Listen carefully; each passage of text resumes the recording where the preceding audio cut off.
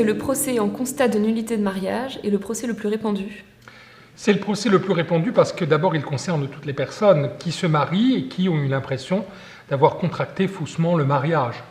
Il faut se souvenir aussi que le mariage a une spécificité, c'est qu'il est d'abord ce qu'on appelle une réalité naturelle. C'est-à-dire qu'il entre dans le plan de Dieu. On lit dans le livre de la Genèse que l'homme quittera son père et sa mère, il s'unira à sa femme et des deux ils ne feront qu'un. Donc avant même que le Christ décide d'élever à la dignité de sacrement la réalité du mariage, c'est d'abord une réalité naturelle. Donc pour que cette réalité naturelle existe, il faut qu'il y ait certains éléments. Et si jamais ces éléments, on ne les retrouve pas, on peut attaquer la validité du mariage parce que le consentement qui en est la source a été vicié d'une manière ou d'une autre. Donc c'est un sacrement qui repose sur une réalité naturelle, d'où sa spécificité, d'où aussi le fait qu'en attaquant la réalité naturelle, si elle disparaît le sacrement avec. Alors, il ne faut pas oublier une première réalité très importante, c'est que seul est absolument indissoluble le mariage entre baptisés qui a été échangé donc et consommé.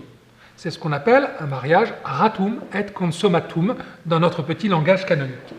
Alors, ce mariage, pour qu'il soit absolument réalisé, il faut à la fois que la personne en ait la capacité, donc qu'il y ait des capacités à la fois volitives, il faut vouloir le mariage, avoir une vraie volonté, une volonté informée de ce qu'est réellement et concrètement le mariage. Donc il faut aussi connaître cette réalité matrimoniale.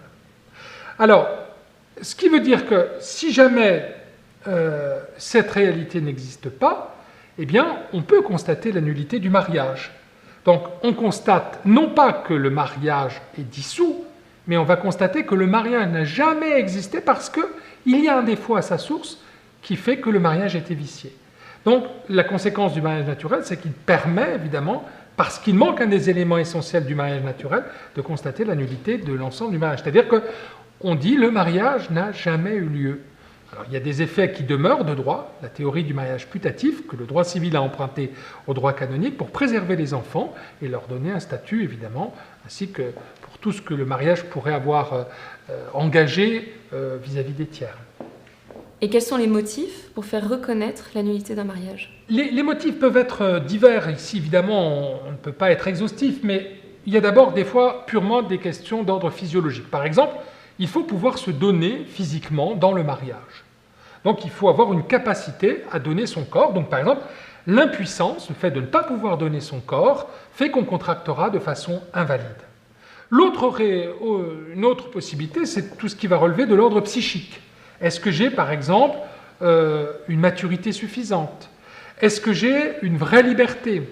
Est-ce que j'ai une vraie connaissance concrète? Est-ce que j'ai été élevé avec un minimum de référentiel qui fait que je sais ce qu'est vraiment l'engagement. Donc, vous voyez, une réalité assez large, pour laquelle les tribunaux ont souvent besoin d'experts pour nous informer.